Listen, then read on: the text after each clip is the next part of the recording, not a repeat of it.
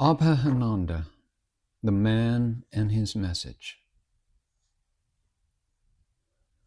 Lives of great men are like music, the tunes of which linger in our ears long after they are heard no more. Death snatches an individual from this earth. Time draws its veil over him, and he becomes a part of the past, which grows dim as days roll on. In the case of great men, however, the past creeps into the present and becomes a part of the future. We remember those great men because we feel their presence in our midst. Their words and deeds are not converted into the shadows of the past, but find a place in the hearts of millions and become an indivisible part of the personality of the nation, and in some cases even of humanity. An attempt, therefore, to know the perennial significance of the work of a noble and spiritually great individual is in fact an attempt to know that part of our life which is his. An attempt to interpret the life of a great man is prompted by a sort of an intellectual curiosity. History is a fascinating subject, and it is all the more fascinating to study how great an individual influenced the course of history and to place him in the scheme of things. Swami Abhedananda, though belonging to the Ramakrishna order, is a part of India's personality, a part which Indians should justly be proud of. To evaluate his life in the right way is a task which only a master mind can accomplish. It is not for a layman to reach the Himalayan peak. The personality of an individual is a complex and stable one that is ever-changing. The former aspect consists of a temperamental characteristic formed during the impressionable age of the individual. This determines the nature of the individual's reactions or responses to any situation. The latter is the change in the standpoint or the opinions of the individual. In the case of most people, this change is generally impulsive and determined by momentary events. There are, however, some whose lives are a perpetual search for truth, whose mind is enriched by experience and knowledge, and the changes in whose attitude reveal the development of their intellectual, moral, and spiritual stature. Abhedananda belonged to this latter category, and he showed a dynamic attitude in his life as a preacher and a teacher. The peculiar complicity of his life was that of one of the main qualities that promoted him during the impressionable period of his life, where conformity and acceptance, while the development of his personality led him more and more onto the path of renunciation and dedication to the altar of truth and universal spirituality. The dynamic aspect of his character was far more dominant than the conservative traits in his nature, and because of this, he became one of the main spiritual and moral architects of the progress of India. At 73, Swami Abhedananda was looked upon by all who came into his close contact as the great harbinger of a new age. His work, or rather the divine work through him, went on as before. Now, in the superior position of an acharya or guru, he verily played the noble role of a liberator of humanity in the light of the spiritual ideas crystallized in his mind after a long, deep meditation with feeling and action. As an ideal guru to many aspirants, he always presented a picture of serenity and majesty, not only in his external appearance, but also in his inner image. Hundreds of people flocked to him for being accepted as disciples and receiving the divine grace through his perfectly spiritualized being. They found in him the living embodiment of the divine guru, of whom he spoke with deep emotion, the very incarnation of truth, love, and bliss, called Sat Chit Ananda. He poured down his love and showered his blessings upon all.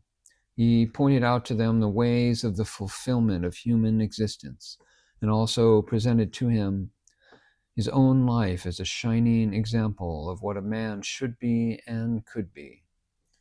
Whoever came to him with an open mind and in a spirit of absolute surrender, it was certain that his mind would undergo a thorough metamorphosis, with all his doubts and prejudices vanished. Hundreds of such instances may be cited by way of illustration of his wide diffusion of spirituality in the country among all strata of men and women. It was indeed the Abhedananda era during the 1920s and 30s of insofar as regeneration of faith was concerned. And yet the Swami claimed no credit for it, saying, "It is all our Master's play of love. I am but his reflected glory." So he frankly expressed once to an eminent professor of philosophy who used to come to him frequently. On another occasion, he made an identical utterance to one of his disciples, saying, "I am but an instrument in the blissful game of the Master." That he lived constantly and intensely in the consciousness of Ramakrishna need not be disputed. He always thought of himself as a spiritual child of his Master.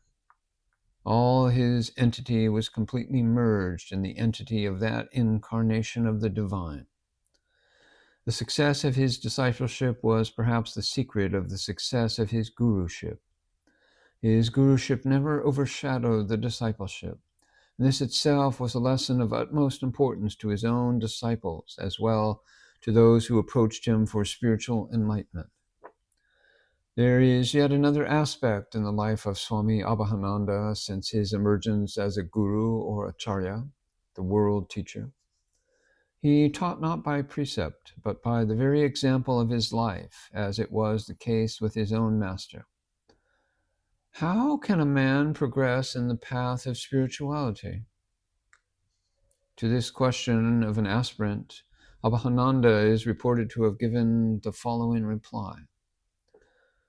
No substantial progress in spiritual pursuit is possible without sincere humility of the heart, without emancipation from the clutches of the vain ego, without the cultivation of the habit of seeing goodness in others and paying respects to them.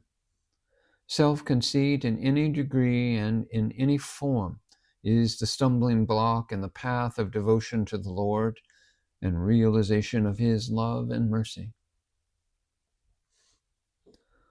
Only a disciple of Sri Ramakrishna could speak in this vein, whose very life since its beginning was a perfect example of it. During the last 2 years of his life, Abhedananda used to pass his days and nights in a serene meditative mood, with a continuous flow of divine bliss within and a calm and smiling gravity in his outer appearance. There was then almost a ceaseless torrent of people from all walks of life towards him at his new sanctuary, the Vedanta Muth. All went to him seeking spiritual light and also the solution of certain problems which puzzled their brains. The Acharya Abhedananda would receive them with cordiality and honors rightly due to their position and attainments, discuss social, moral, and religious topics with them, point out to them the way to the real solution of their problems, and suggest to them how they could turn the opportunities bestowed on them by the grace of the Lord to the real and permanent benefit of society. He would say to those persons who were wealthy or learned or had occupied positions of authority and prestige in the society that they ought to be conscious of the great responsibility entrusted to them by the divine ruler of human destiny and their obligations to the poor, uncultured, and depressed people of the country. Once he told a reputed social worker, "Think of the great Swami Vivekananda and his love for the poor and downtrodden, and just try to emulate his ideals." On another occasion, when a rich man of the locale came to pay his homage to him and ask him about the aims and objects of his new monastery, the Vedanta Muth, Abhedananda gave the following reply. "The portrait of Sri Ramakrishna which I have installed in this new sanctuary is not just a portrait. I have invoked life into it, and as I did so, I was lost in samadhi while meditating. After that, my prayer to the Master was, do thou, O my Master, remain here forever for the welfare of humanity. I know my prayer has been fully granted. His grace will fill the air of the place as it does at Balur Muth. But he generally avoided the company of rich men who were proud of their riches and whose energies were spent in the worship of wealth, honor, and pleasure. He pitied those who forgot the spiritual ideal of human life and employed their wisdom and power in the futile attempt to satisfy their economic hedonistic ambitions. Wealth, learning, power, and prestige were, he taught, of little worth unless they were subservient to the spiritual ideal, unless they were dedicated to the service of God and the service of his creatures. They were positive nuisance if they made men forget the loving and blissful Lord of their souls, the eternal fountain of all knowledge, power, prosperity, and happiness. Verily, he would quite often say, the company of such soul-forgetful worshippers of earthly fortune was the most dreadful poison in the sincere worshippers of spiritual bliss. With all the disciples of Ramakrishna, excepting Abhedananda, gave from the scene of the earth by this time, it was but natural with all the truth seekers to flock to the last of the spiritual giants to seek his blessings. This was one of the reasons that his life became a center of attraction towards the closing years. Like master, like disciple, in his distribution of spiritual wealth, Abhedananda was as beautiful as was his own master. If anybody ever went to him yearning for initiation, Abhedananda would extend his mercy to him, irrespective of caste, creed, or color. The last years of his life were thus spent in executing his mission of transmitting currents of spirituality to all layers of the human society. In fact, he was in the service of all, and this was quite befitting a disciple of Sri Ramakrishna. His affection for all knew no bounds or made no discrimination. He treated all who came to him with the same degree of compassion.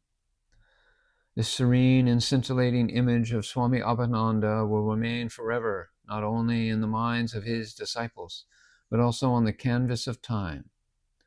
It is not possible on the part of any layman to fathom his inner consciousness, which was in constant communion with the divine.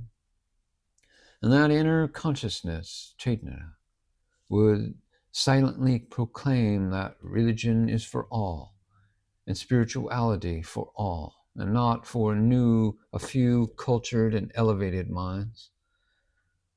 Religion has to make every man cognizant of the divine presence in all apparently finite beings of the universe, and conscious of the essential unity of himself with all. Volumes could be filled in about Abhedananda, the man and his message. We will never see the like of him again, not because generations yet to come will be wanting in scholasticism or the probing mind or the probity that is so much a part of his character, but because the time in which Abhedananda grew up and lived can never be duplicated.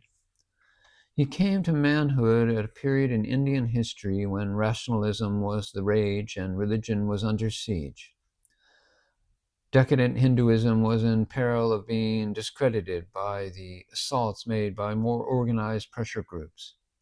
It fell to Swami Abhedananda to prove that the eternal truth proclaimed by the Vedic sages were neither superfluous nor out of date. His struggle to blow away the ashes of ignorance about religion, both in the West and at home, to assert that Hinduism is neither an excretion nor an accident, has not been in vain. And in this, he is one of the illustrious line of reformers and teachers from Ram Mohan to Vivekananda.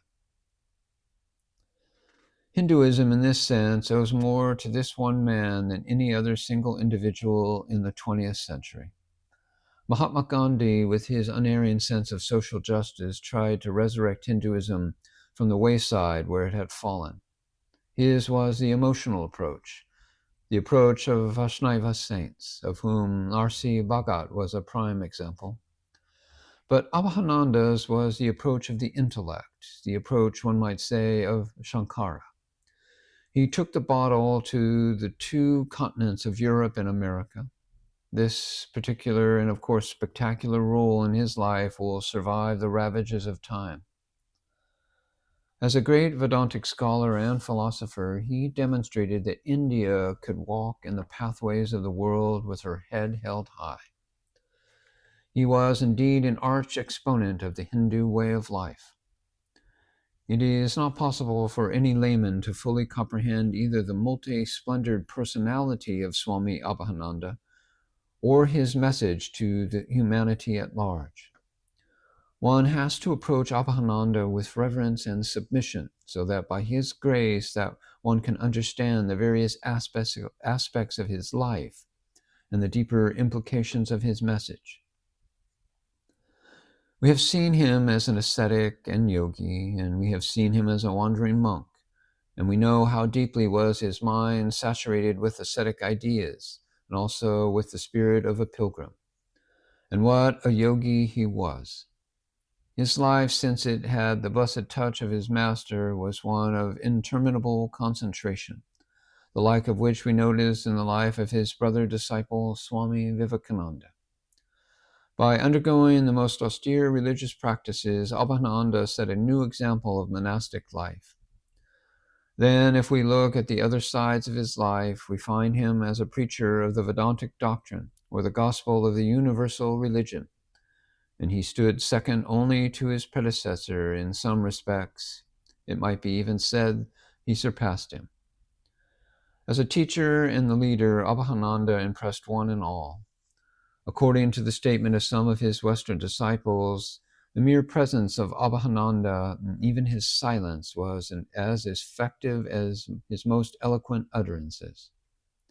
He could transmit spirituality easily and deeply. Such were his attainments. With a glance or a gesture, he would throw a world of light and revelation, for he actually visualized spiritual truth. He was a great flame of spiritual illumination, and those who came near could not help absorbing the light. His dominant personality accounted for his leadership in the world of spirituality, yet he was never out of touch with the ordinary facts or purely human elements of life. But it is as a mystic and philosopher that Swami Abhedananda compels our attention. With him, spirituality entered into everything. If he was a great philosopher, it was also because he was a great mystic. His philosophy cannot be separated from his spiritual experience, for it is the language thereof. It is a school of its own, gained from observations all along lines of human speculation and realization concerning the divine nature. To him, religion and philosophy were controvertible terms. He made poetry of philosophy and philosophy of poetry. All his philosophical writings and lectures bear a testimony to it. In one of his lectures in America, which Abhedananda gave before a distinguished group of philosophic scholars in a university, he said, among other things, "To my vision, the Upanishads are the greatest poems ever given out by man to man." One also notices a certain distinctive poetical faculty in most of his expressions, which have certainly acquired classic value. Here are some of the gems of poetical philosophy that once dropped from his lips, and which the world listened with rapt attention. Truth is one, but there are many ways of obtaining it. Spirituality is our life. It is a part of our soul. India worships the ideals, not the idols. The light of wisdom has traveled far from the East. Vedanta is older than any of the world religions. Vedanta is at once the most ancient and the most modern of philosophies. I only teach truth which stands on its own authority and which can bear the light of the day. Renunciation is the highest ideal to which a man can aspire, and salvation simply means the attainment of perfection. Faith is life, doubt is death. True religion begins with the realization of God's existence. You Americans live in time, we Indians in sternity. Such epigrammatic expression is one of the characteristics of all his philosophical thoughts and writings. It would suffice to say that as one surveys at this distance of time his work in the West, one sees him moving through the great cities there as some mighty, glorious, and effulgent light, shedding luster all around him. He spoke as saints speak, and this is why his words are like so many sparks from the anvil of his soul, which sets souls afire. Behind his philosophy was the spiritual temperament, and his character was the test of his intellectual assertions. It was, therefore, that his philosophy aroused in man not one, but all the faculties of consciousness in a new and spiritual awakening. Years of meditation and spiritual austerity were behind him, and hence his very words were living potencies. His logic and reasonings were so accurate because of the shining light of his spiritual experiences. In sum, the mission of Swami Abhedananda as the high priest of monism, and also as the apostle of religious philosophy and philosophical religion, was of the prophets and acharyas to restate, to re-illustrate, and give them expression so as to make them clear to contemporary intellects. We all know that Abhedananda was the foremost Vedantic thinker and scholar of his time, and his great desire was to make Vedanta practical, so that instead of remaining a mass of mere abstractions, Vedanta might interpenetrate society and be a living religion, a living fact in the everyday life of the individual in every station of life, just as it was in the glorious days of the Upanishads with the great rishis. In all the principal lectures that he delivered in India and abroad, he laid special emphasis on the intense practicality of Vedanta, and showed with his convincing power of reasoning that it was not a dreamy philosophy, and that its practical effect on human conduct was not to induce inaction and indifference, tending to weaken the motive for human exertion, as it is often alleged through ignorance, but that Vedanta was the very reverse of it. And moreover, he adjusted new spheres of functions and activities into it in the logical application and extension of its intrinsic principles, in the consonance with the changed conditions and needs of the time. Herein lies his magnanimous eminence as a great Vedantic philosopher, and in this respect he succeeded Vivekananda in a remarkable degree. Both were men of realization, and both of them were successful in writing and speaking religion and philosophy to such an extent that it had never been attempted by any others in modern times.